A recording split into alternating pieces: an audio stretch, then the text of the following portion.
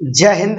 तो दोस्तों देखिए, कल हम आपको क्लास 10th का जो समझा रहे थे रासायनिक अभिक्रिया में रासायनिक समीकरण, तो उसमें थोड़ा ही बताया था कि इंट्रोडक्शन दिया था, लेकिन इस वीडियो में आपको प्रॉपर तरीके से पूरा का पूरा बता दिया जाएगा और पूरा चैप्टर एक ही बार में खत्म हो जाएगी। इस वीडियो में आपको पूरा ही चैप्टर खत्म कर देंगे, एक भी इसमें नहीं रह जाएगी। रेडॉक्स अभिक्रिया, उपचयन उपचयन वो होती है, बहुत सारी बच्चों को दिक्कत होती है कि अभिक्रिया किस तरीके से समझे, लेकिन टेंशन नहीं लो, इस वीडियो में आपको पूरी तरीके से प्रॉपर तरीके से समझा देंगे। इसमें आपको पूरा वीडियो को वॉच करना है, बस और कुछ नहीं करना है। ठीक है, वीडियो स्टार्ट करने से पहले एक ही गुजारिश है, बस आप चैनल को सब्सक्राइब कर लो और वीडियो को लाइक कर देना, चैनल को सब्सक्राइब करके और शेयर भी वीडियो कर देना शांति से। ठीक है, हम चलो वीडियो को स्टार्ट करते हैं और आपको समझाते हैं पूरी रासायनिक अभिक्रिया क्या होती है, रासायनिक अभिक्रियाओं में अभिलक्षण क्या हो सकते हैं, उनमें किस तरीके से ताप परिवर्तन हो जाता है, क्या होता है, कैसे नहीं होता है, क्योंकि बहुत सारी होती है। रासायनिक अभिक्रिया संतुलित करना क्यों होता है, रासायनिक अभिक्रिया संतुलित क्यों की जाती है, और रासायनिक अभिक्रियाओं को जो हमारा समीकरण क्यों बनाया जाता है, ये सारा का सारा ये जो डाउट है आपके अंदर, ये सब आके खत्म आज कर देंगे हम इस वीडियो में। हमने आपसे कल वाली वीडियो में पहले बोल दिया था कि इस वीडियो में सिर्फ आपको इंट्रोडक्शन देंगे, वो भी उसमें हमने सिर्फ आपको भौतिक परिवर्तन और रासायनिक परिवर्तन बताए थे, लेकिन इसमें आपको दोबारा फिर पूरी तरीके से पूरा प्रॉपर तरीके से समझा देंगे, एक भी डाउट आपके दिमाग में नहीं रह जाएगा। अगर वीडियो पूरा देख लेना, अगर डाउट रह जाता है तो जो मर्जी है वो कमेंट आप कर सकते हो। ठीक है, चलो चलते हैं, वीडियो आपको स्टार्ट करते हैं और समझाते हैं कि रासायनिक अभिक्रिया जो है किस तरीके से। देखो, कल मैंने आपको बताया था भौतिक परिवर्तन और रासायनिक परिवर्तन, मतलब भौतिक और रासायनिक क्या होता है। ठीक है, उसमें देखा तो जिसने देख लिया ठीक है, नहीं देख लिया, लेकिन हम आप दोबारा फिर प्रॉपर तरीके से इसमें समझा दे रहे हैं, कोई भी दिक्कत आपको नहीं होने वाली है। ठीक, टेंशन नहीं लो बिल्कुल भी, बस आप साथ में बस हमारे साथ जुड़े रहिएगा। इसमें एक एक कंप्लीट होगा। ठीक है, अभी बहुत सारे हैं क्योंकि कंपटीशन भी कोर्स आपको समझाना है, तो थोड़ा कोर्स ज्यादा है, टाइम ज्यादा लगेगा, तो आप उसका टेंशन ना लो। हम आपको बस, हमारा उद्देश्य ये कि हमारा उत्तर प्रदेश आगे बढ़े और महान बने, आगे तक जाए, विकास करे, जितने छात्र है, क्योंकि वो पढ़े अच्छे से और अपना आगे से दिमाग में। देखो, चलो चलते हैं हम आपको फिर एक बार हम फिर बता देते हैं भौतिक और रासायनिक फिर एक बार। ठीक है, देखो जिसको पता है वो बात ठीक है, नहीं पता तब भी कोई दिक्कत नहीं। रासायनिक, रासायनिक देखो बाबू, मैंने आपको कल ही बोला था कि भौतिक क्या होता है, रासायनिक क्या होता है। भौतिक वो चीजें होती हैं जो हम अपनी आंखों के सामने देखते हैं, या जो बदलाव हमारे आंखों के सामने ही हो जाता है। ठीक है, या हम उनको छू सकते हैं, महसूस कर सकते हैं। ठीक है, जैसे मान लो ये मार्कर है, ये मार्कर हम छू रहे हैं, महसूस कर रहे हैं, ये कैसा है कैसा नहीं है।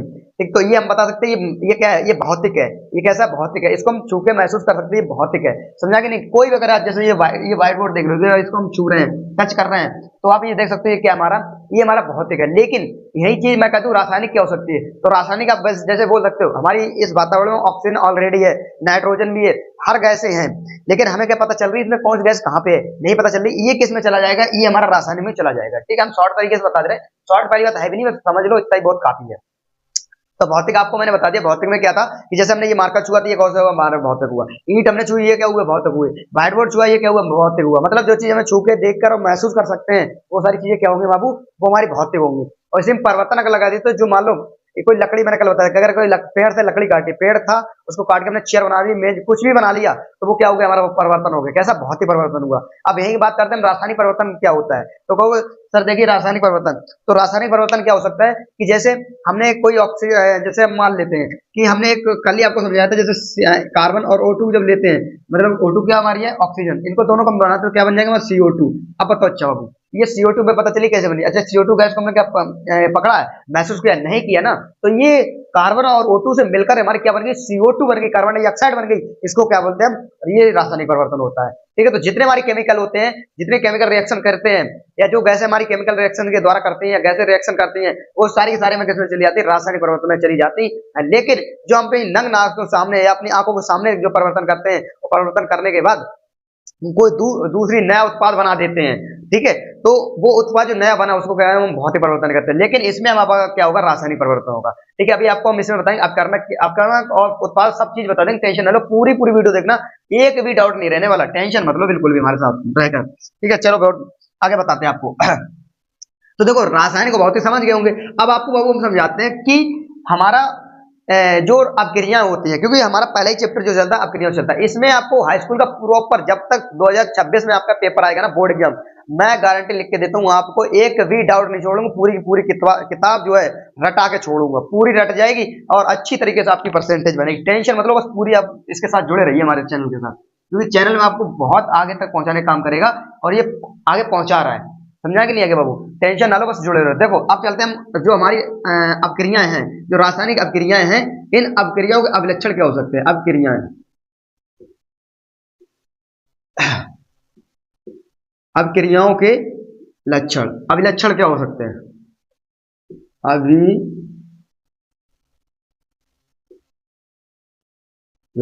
देखो राइटिंग हमारी तरफ ध्यान मत देना, क्योंकि हम इसीलिए हम बोलते भी जा रहे हैं, हम राइट को जल्दी लिख रहे हैं इसके चक्कर में, समझा कि नहीं गया? तो उसके टेंशन रखो, हम जल्दी लिख रहे हैं, तो अब हम वैसे बोलते जा रहे हैं, तो आप कॉपी पेन लेके बैठो और आप लिख सकते हो। देखो अब मैं आपको बताता हूँ कि इसके लक्षण क्या हो सकते हैं। देखो बाबू, लक्षण होता क्या चीज, पहले ये समझ लो।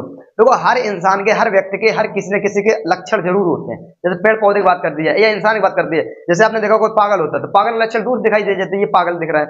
कोई सज्जन व्यक्ति होता है, सज्जन के अपने आप दिख जाते हैं, ये भाई सज्जन है, बोल चोल, मतलब उसकी जो भाषा होती है ना, उसी से पता चलता है इसके लक्षण क्या। इसी तरीके से हमारी कुछ अपक्रियाएं ऐसी होती हैं तो लक्षण बहुत प्रदान करती हैं। जैसे समझिए, देखो पहला हम अगर देख सकते हैं तो क्या हो जाएगा, इसमें रंग का परिवर्तन हो सकता है। जब रंग का परिवर्तन, हमारा ये परिवर्तन हो सकता है, कैसे हो सकता है भाई? जब हमारी कोई क्रिया किसी के साथ कोई हमारे जो केमिकल्स हैं जो जब किसी के साथ रिएक्शन करेंगे तो वो रंग में परिवर्तन कर देंगे। जैसे हम आपको बताते हैं, सबको पता है कार्बन कैसी होती है, काला होता है। कार्बन जो होता है कैसी होती है, काली। लेकिन ऑक्सीजन आपने देखी कैसी होती है, नहीं होती है, नहीं पता है ना कैसे कलर होती है। लेकिन जब हम कार्बन और ऑक्सीजन जब रिएक्शन कराते हैं तो कार्बन डाइऑक्साइड बनती है जो कैसी होती है, काली हो जाती है। तो क्या हुआ, रंगीन परिवर्तन हुआ। मेरी बात समझे नहीं समझे? तो क्या हो गया, वो काला हो गया, ये रंग परिवर्तन होते हैं। तो आपने देखे होंगे बहुत सारी हमारी ऐसे केमिकल्स होते हैं जब किसी के साथ रिएक्शन करवाते हैं तो वो क्या होता है, रंग में परिवर्तन होता है। जैसे हम आपको और समझाते हैं, लोहा तो आपने सबने किसी ने देखा होगा, कॉपर सबने देखा, कॉपर जो जिसे हम तांबा बोलते हैं, तांबा आपने देखा होगा, जैसे एक तांबे का लोटा होता है जो जल चढ़ाया जाता है। तो ऐसे बहुत सारे हैं। जब आपने देखो तांबे को अगर नमी के साथ लाया जाता है, या हम अपने लोहे जो कॉपर होता है, कॉपर को नमी के साथ लाया जाए या लोहे को नमी के साथ लाया जाए तो वो क्या होता है, उसमें जंग लग जाती है। कैसे लग जाती है, जंग। जो कि कॉपर होता है, कॉपर की तरह हरे हरे कलर की लगने लगती है, और हमारा जो लोहा होता है उस पर रेड कलर की लगने लगती है। समझ आ रही नहीं बात? तो ये क्या, ये रंग परिवर्तन हुए। तो आप बता सकते हो कि ये हमारी जो अपक्रियाओं के जो लक्षण है ये क्या हो सकता है, कि इसमें रंग का परिवर्तन पहले बता सकते हैं। ये क्या हो सकता है, रंग का परिवर्तन हो सकता है भाई साहब।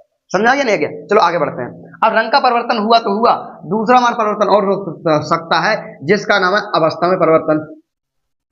अवस्था में परिवर्तन, ठीक है, अवस्था में परिवर्तन हो सकता है। जैसे कोई मान लो शुद्ध अवस्था में बैठा हुआ शांति से, जब उसके साथ हम रिएक्शन करवाएंगे तो उसकी अवस्था अपने आप चेंज, वो क्रियाशील बन सकता है। अक्रियाशील है तो वो क्रियाशील भी हो जाएगा। ये क्या है, ये हमारी अवस्था परिवर्तन है। तो आप ये बता सकते हो, जब हमारी कोई जब कोई रासायनिक अपक्रिया क्रिया करती हैं या रिएक्शन करती हैं तो उसकी अवस्था में परिवर्तन हो सकता है या अवस्था में परिवर्तन हो जाता है। ये हमारा हो गया, कोई दिक्कत ऐसी? ठीक है, समझ आ गया नहीं आ गया? तो ये अवस्था में भी परिवर्तन हो सकता है, क्योंकि वो अवस्था जब क्रिया करेगा तो अक्रियाशील वाली है तो क्रियाशील बन सकती है, वो अवस्था में परिवर्तन हो गया। समझा गया नहीं आ गया? चलो अगले बताते हैं।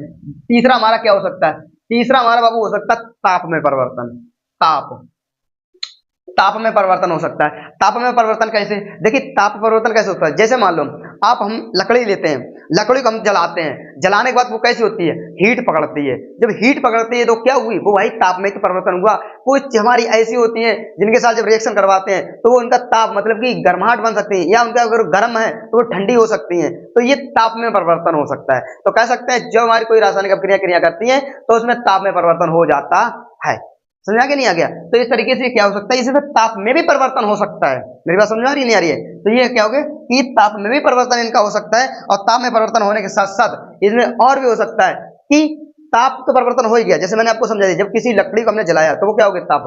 या मान लो कि लोहे को अगर हम गर्म करते तो वो गर्म हो जाता है, ठीक है। तो उसके रिएक्शन मतलब किसके, आग के साथ वो रिएक्शन कर रहा है, आग के साथ रिएक्शन कर रहा है। अब जैसे आपने देखा कोई कोई चीज ऐसी, जैसे अगर हम चूना लें, चूने चूने को जब आपने देखा होगा जो कली करते हैं ना, कली घरों पे पोतते हैं, तो वो जो कली लेके आते हैं, जब उसमें जल डालते हैं हम, तो जल डालने के बाद वो कैसे होती है, वो खौलती है। सबने देखा होगी ना, देखी होगी, वो खौलती है। जिसके घर पे जो लाया हो, नहीं लाया तो कली आप कहीं से भी लाके, मार्केट से लाके, और उसको अगर आप जल के साथ करना तो जल के साथ वो जो रिएक्शन करता है तो वो ताप मतलब हीट पकड़ने लगती है। क्या करती है, हीट मतलब गर्माहट हो जाती है, इसलिए वो क्या हो जाएगा, वो ताप में परिवर्तन हो जाएगा। समझा कि नहीं? अभी अगला आपको चलते हैं। अगली आपकी हो सकती है अवक्षेप। क्या हो सकता है, अवक्षेप। तो अवक्षेप बाबू क्या हो सकता है, देखो अवक्षेप भी हम बताते हैं। अवक्षेप क्या होता है, जैसे जब हमारी कोई रिएक्शन करता है, किसी के साथ क्रिया करता है तो वो अवक्षेप निकाल देता है। जैसे मैं आपको अभी बताता हूँ, जो चूना पत्थर जमाता होता है ना, जैसे कलई हमने आपको बताई, तो जो कलई हम लेके आते हैं, जो जल के साथ जब इसकी रिएक्शन करवाते हैं जब जल के साथ इसकी क्या करता है, रिएक्शन करवाते हैं, तो रिएक्शन करवाने के बाद देखा होगा उसमें कली नीचे बैठ जाती है, कार्बन डाइऑक्साइड निकल जाती है, लेकिन जल ऊपर आ जाता है। तो जल आ जाता है। और कुछ चीजें ऐसी होती हैं कि जैसे आप लकड़ी की जब जलाओ तो लकड़ी की जलाते कोयला बनता है, अब कोयले को भी जलाएं तो क्या निकल जाता है, सफेद सफेद पाउडर बन जाता है वो, तो वो क्या अवक्षेप ही तो है। अवक्षेप मतलब अपशिष्ट पदार्थ जो निकल जाता है उसी को हम अवक्षेप बोलते हैं। क्या बोलते हैं, अवक्षेप कहते हैं। तो इस तरीके से हमारा अवक्षेप भी परिवर्तन हो सकता है, हो सकता नहीं, होता है, समझा कि नहीं गया। तो जब हमारे रासायनिक अभिक्रियाओं की ये अभिलक्षण है, क्या है, अभिलक्षण, जब ये क्रियाएं करती हैं तो इनमें रंग भी परिवर्तन होता है, अवस्था में भी परिवर्तन होता है, ताप में भी परिवर्तन होता है और अवक्षेप भी छोड़ती हैं। बहुत सारी ऐसी रिएक्शन हमारी होती हैं जो अवक्षेप भी ये निकाल के बाहर कर देती हैं। समझा गया नहीं गया। अगला देखो बाबू क्या हो सकता है कि अभिक्रियाओं के समीकरण लिखना। क्या हो सकता है, अभिक्रियाओं के समीकरण लिखना, ये भी समझाते हैं आपको।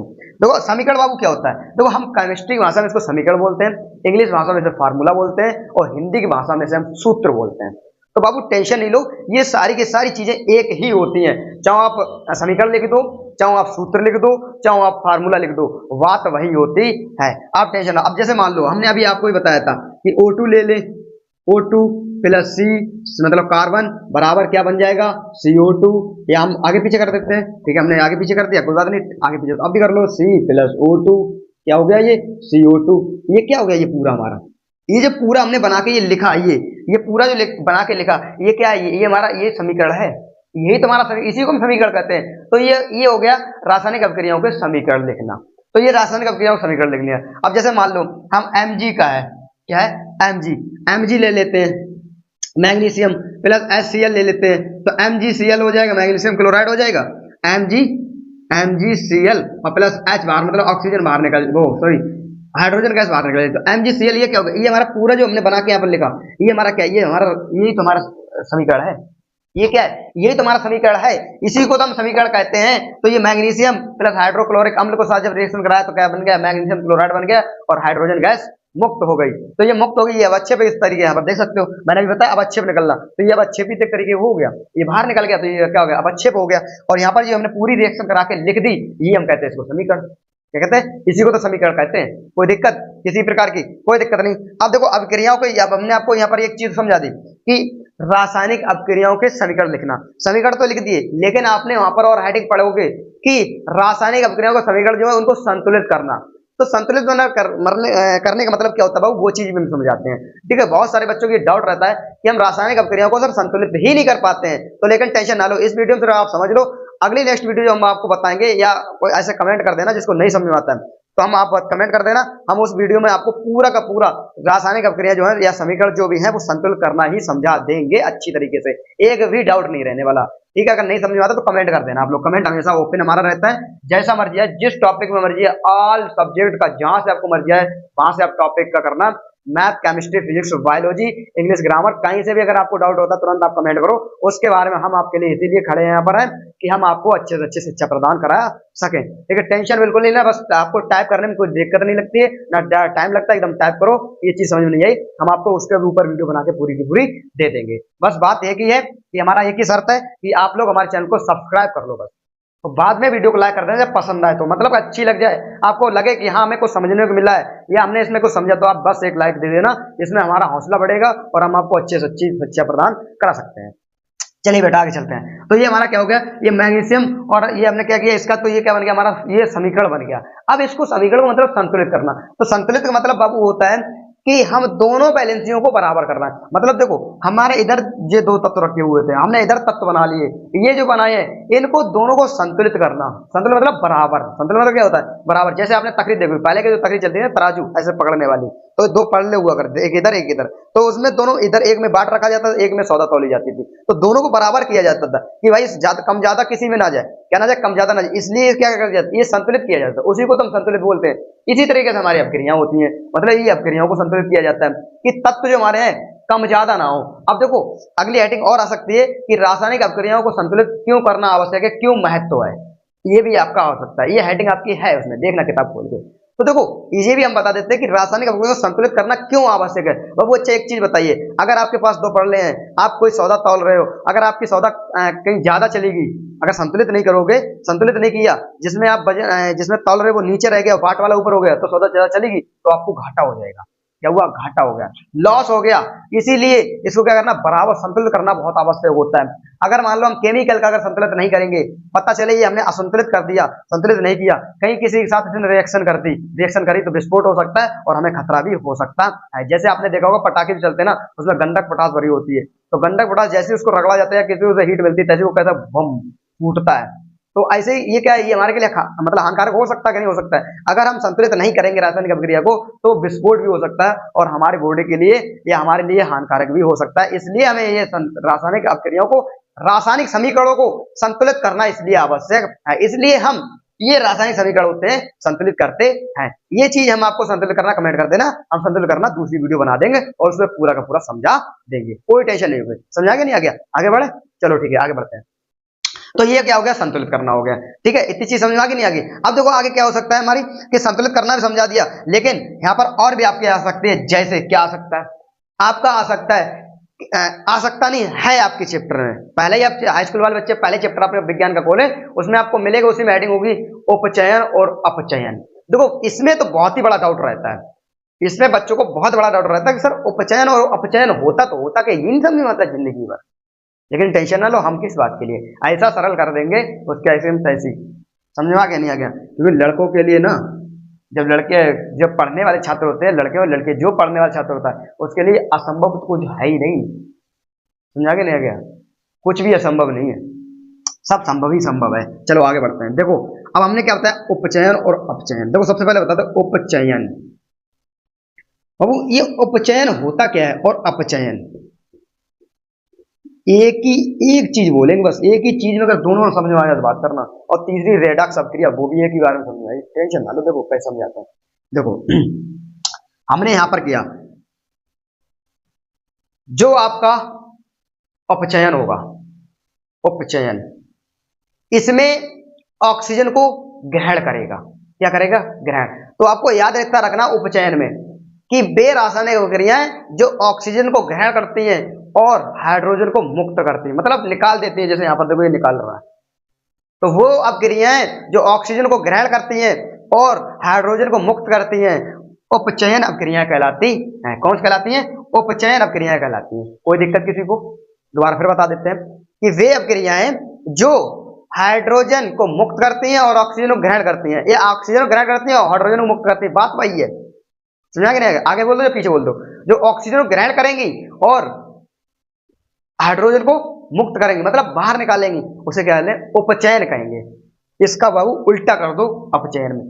वे अभिक्रियाएं जो हाइड्रोजन को ग्रहण करेंगी और ऑक्सीजन को बाहर निकालेंगी, मतलब कि मुक्त करेंगी, ऑक्सीजन को मुक्त करेंगी, वो क्या कहलाएगी, हमारी अपचयन कहलाएगी। इसमें अपचयन में हाइड्रोजन को ग्रहण करेगी और ऑक्सीजन को मुक्त करेगी तो वो अपचयन होगी, और जिसमें ऑक्सीजन ग्रहण करेगी और जिसमें हाइड्रोजन मुक्त करेगी वो उपचयन होगी। लेकिन टेंशन मत लो, शायद अभी नहीं समझ में आया हो, क्यों टेंशन देते हो हमारे। तो अगली आपकी श्वसन और आती है, उसी में हेडिंग श्वसन। रेडॉक्स अभिक्रिया के नीचे ही आपको मिलेगी श्वसन की। तो रेडॉक्स भी बता दे, पहले ये समझ लो।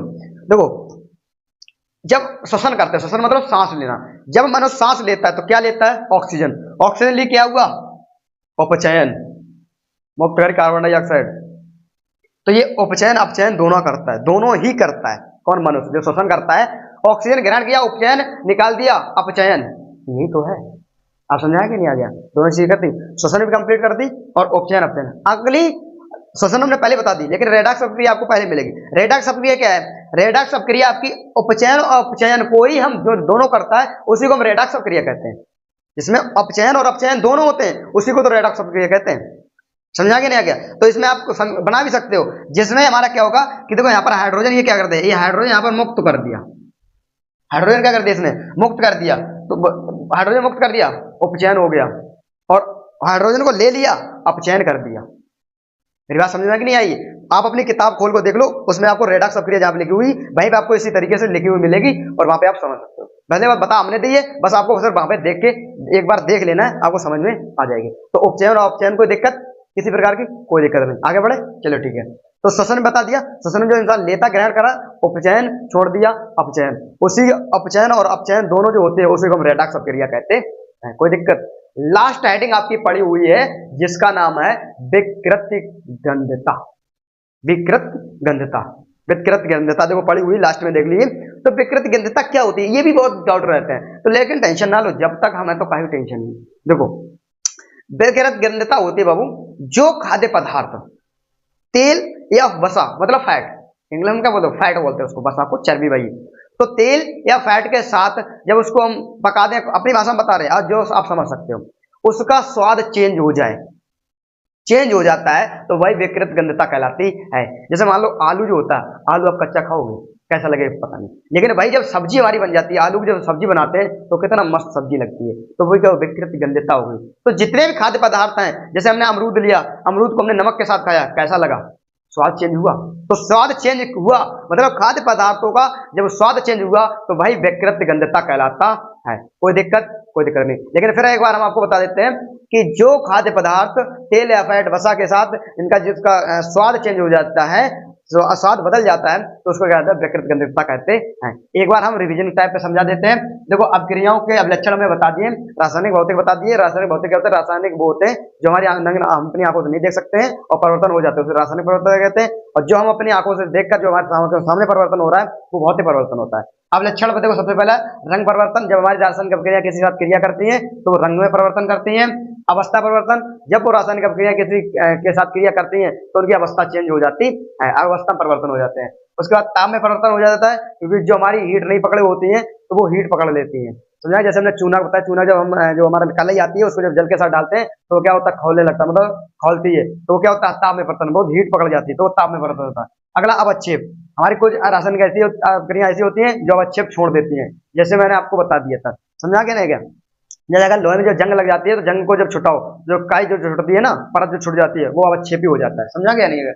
अगले मैंने आपको बता दिया इनके, यहाँ पर ये बताइए इसमें क्या, और अगला बताया था कि रासायनिक समीकरण को लिखना, तो रासायनिक समीकरण को लिखना बता दी, यही समीकरण होता है, समझा क्या। फार्मूला लिख दो, सूत्र लिखो या समीकरण लिखो, बात वही होती है। इनको संतुलित करना क्यों आवश्यक होता है, क्योंकि अगर हम संतुलित नहीं करेंगे पता चले ये विस्फोट हो सकता है और हमारे जीवन के लिए हानिकारक भी हो सकता है, इसलिए होता है। और उपचयन, अपचयन बताए, उपचयन क्या होता है, जिसमें ऑक्सीजन ग्रहण करे हाइड्रोजन मुक्त करे, उपचयन जिसमें हाइड्रोजन ग्रहण करे ऑक्सीजन छोड़े, उसमें अपचयन, ठीक है। उसके राइट जिसमें उपचयन अपचयन दोनों होता है, वो क्या होता है, रेडॉक्स क्रिया होती है, वहीं पे होती है रेडॉक्स क्रिया, समझा क्या नहीं गया। और उसमें उसके बाद क्या होती है, शोषण, शोषण जो हमने लिया तो उपचयन छोड़ दिया तो और क्या हो गया, अपचयन हो गया। उसके बाद विकृत गंधता, विकृत जिसमें हमारा जो खाद्य पदार्थ तेल या वसा के साथ इनका जिसका स्वाद बदल जाता है या परिवर्तन हो जाता है, उसको हम क्या बोलते हैं, विकृत गंधता कहलाती है, ठीक है। ये आपका चैप्टर यहाँ पर समाप्त होता हुआ। आई होप ये वीडियो आपको पसंद आई होगी, पसंद आई हो तो वीडियो को लाइक कर देना, ठीक है, चैनल को सब्सक्राइब कर लेना और वीडियो अपने दोस्तों के साथ शेयर कर देना। अब मिलते हैं नेक्स्ट वीडियो के साथ, तब तक के लिए जय हिंद।